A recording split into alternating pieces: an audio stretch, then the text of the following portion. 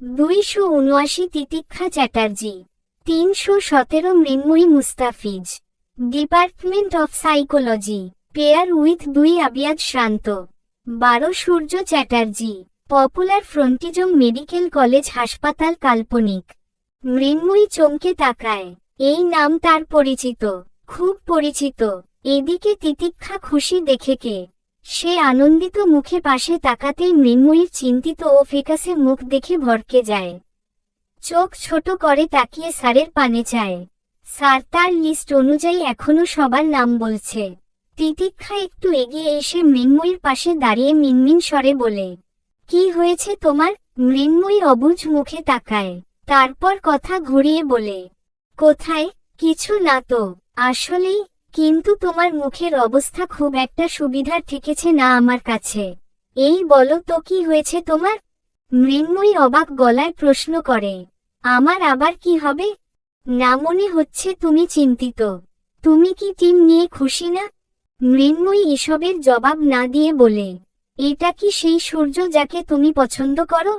তিতিক্ষা লাজুক হাসল, এতে যা বোঝার বুঝে নিল। তাহলে এসব কাজেই তিতিক্ষা মেয়েটাকে ভালো ভেবেছিল, অথচ মেয়েটা মৃন্ময়ীর শান্ত জীবন অশান্ত করার জন্য কুমির নিয়ে আসছে। মৃন্ময়ী আবারও আলে, তাহলে এসব তোমার কাজ? তিতিক্ষা চোখ বড় বড় করে বলে, কোন সব? এই যে টিম ভাগ করা। তুমি বলেছিলে পছন্দ না হলে সূর্য দাকে বলে মানুষ বদলে নেবে। তিতিক্ষা অবুঝের মতো বলে, বলেছিলাম, কিন্তু ঈশ্বর আগে থেকেই চাইতো আমি যেন সূর্যের সাথে কাজ করি, তাই তো উনি নিজে থেকেই টিম করল। বিশ্বাস করো আমি এখনো সূর্য দাকে কিছু বলিনি। ভেবেছিলাম আজ বলবো, তাও টিমে কে পড়েছে তা দেখে।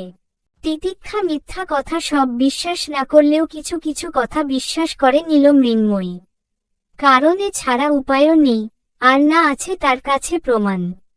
আচ্ছা, মুসিবতে ফেসেছে মৃন্ময়ী।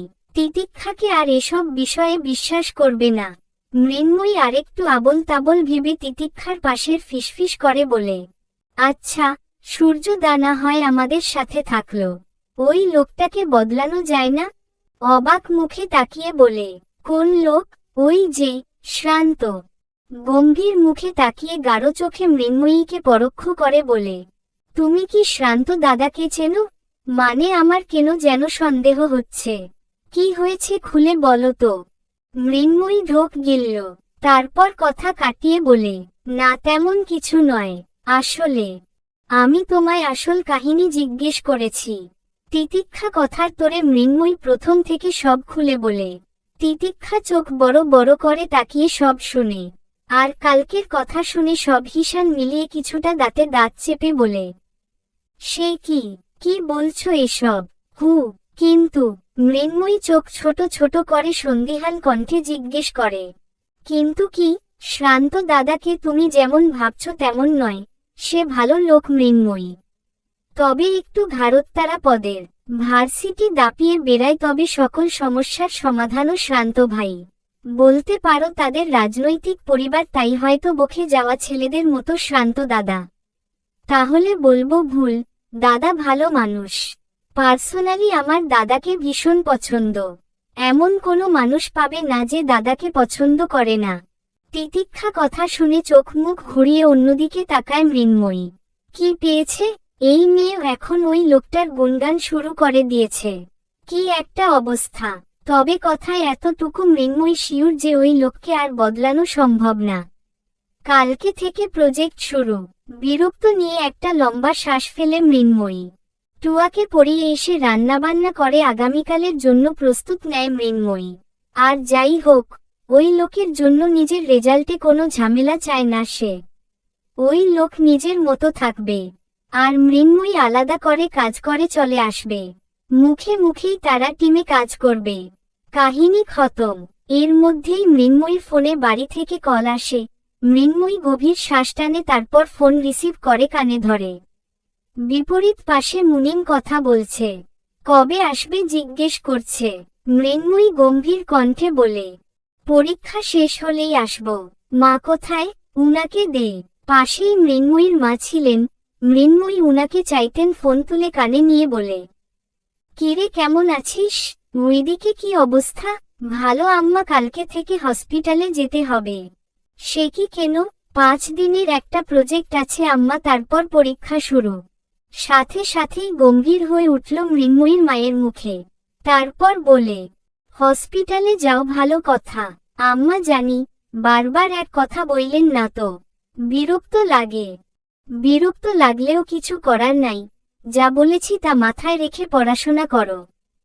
করছি আম্মা, বারবার একই কথা বললে ভালো লাগে না আম্মা।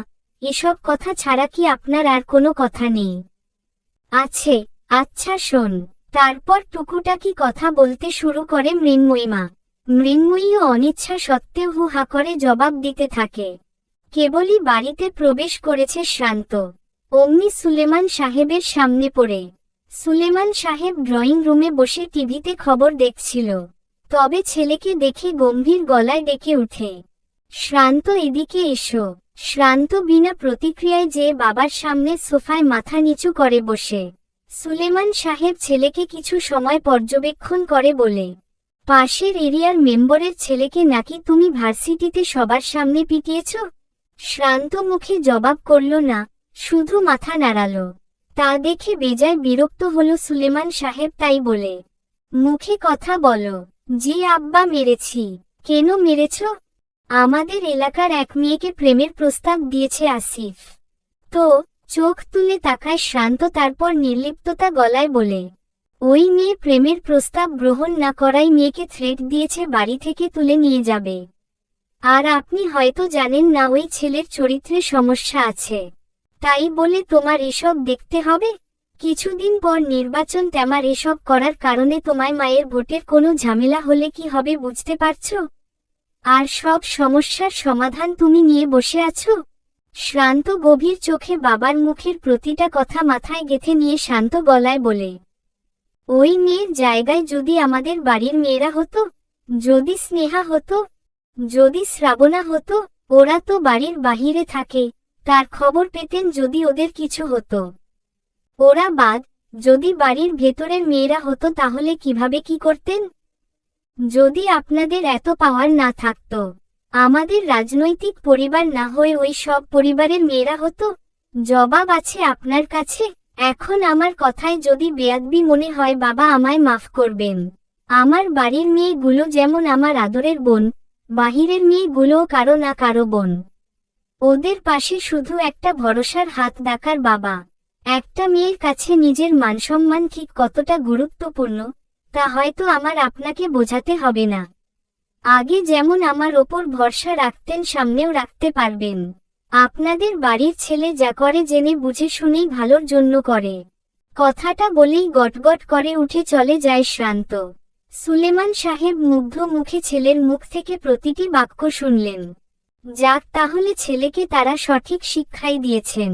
শ্রান্ত সিঁড়ি বেয়ে উঠতেই দেখে রান্নাঘরের পাশে মা চাচিরা দাঁড়িয়ে কথা শুনছে। সিঁড়ির পাশে বোনেরা দাঁড়িয়ে আছে, আর শ্রাবণা শ্রীরান্তের রুমের সামনে থেকে রেলিংয়ের সাথে দাঁড়িয়ে আছে। প্রতিক্রিয়া করল না শ্রান্ত।